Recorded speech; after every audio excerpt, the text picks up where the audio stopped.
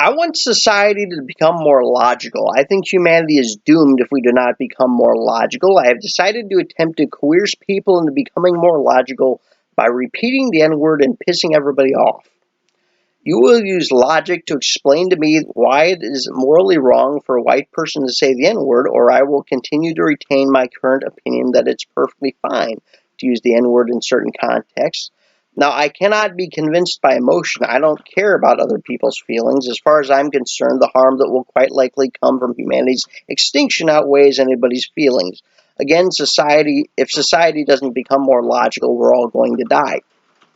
I know the N word really hurts people, and that's why I'm hoping I can use it to get attention and get people thinking about this topic. I want to take that knife and twist it into people to get comments and views.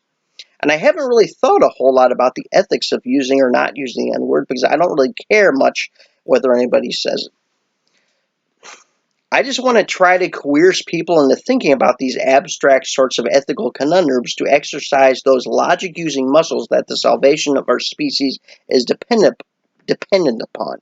So here's yet another of my arguments for why I believe society should perceive it as fine for white people to use the N-word in non-insulting context. As in, I should not call a black person the N-word, but I can reference it. With rap lyrics and that sort of middle ground stuff, I figure the rule should be that you should ask permission first if you're around black people. So the primary way society discourages people from using the N-word is through peer pressure. Nobody uses logic, just peer pressure. And through that, we teach society to become more accepting of that peer pressure as a guiding method. And I see that as destructive for humanity's future, and here's why. Individuals have consciences and intellect to guide them. Culture has neither. Culture typically is driven through mindless cultural evolution and is determined most by whatever becomes most popular, rather than by what strategies are most valuable to the people participating in that culture. A good example is the fashion industry. Fashion is rooted in the competitive desire for mates, so if everyone cared about fashion less, there would be no disadvantage for the species or individuals. But culture pushes us to have the drive to seek out mates, and so we compete and spend more and more resources on impressing those potential mates and essentially wasting those resources that could be spent on better investments for our species' future or the future of individuals. Culture and peer pressure Culture and the peer pressure it uses to spread has also led to the rise of religious fanaticism, I suspect. The individual has little reason to even have a strong belief in God if society does not make God's existence seem so real through everybody around oneself repeating that God exists, and the ensuing sense that one should follow the herd into that belief. And so the solution to most of this parasitic resource wasting culture that afflicts humanity, I'd say, is to push society to care less about peer pressure and social norms, because social norms really aren't pushing society in worthwhile directions anyway. The ideal society would be one that's ultra conservative of resources and researches their opinions extensively. And culture does not encourage us to do either of those things. We get no rewards from society from researching our opinions, just maybe an online like vote.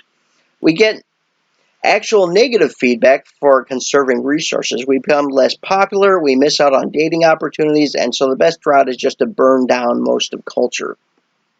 And one way to burn down culture is to encouraging people to ignore peer pressure in general, at least peer pressure that doesn't seem to have a likely value to our species. I can think of no way in which white people not saying the N-word assists the species.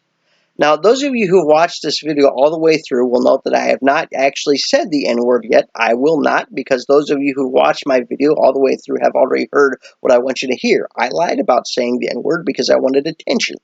And if this video bothers people and they encourage me to stop believing that it's fine for white people to say the N-word in certain contexts, and they tell me to stop without using logic, I want these people punished through feeling bad as my vengeance for their attempts to drag me against my will into their silly energy wasting culture. I hope I anger them. I want them to feel bad. That will amuse me. And if anyone thinks I'm strictly focusing on this topic to get attention rather than others, I tried to do the same thing before with a video of myself talking about abortion with bloody pencils in my nose and saying that baby killing is fine. That didn't get any comments. This topic always gets comments. Always gets comments. Of all my attention-seeking attempts, this topic of the N-word is the only one that ever gets many comments from people.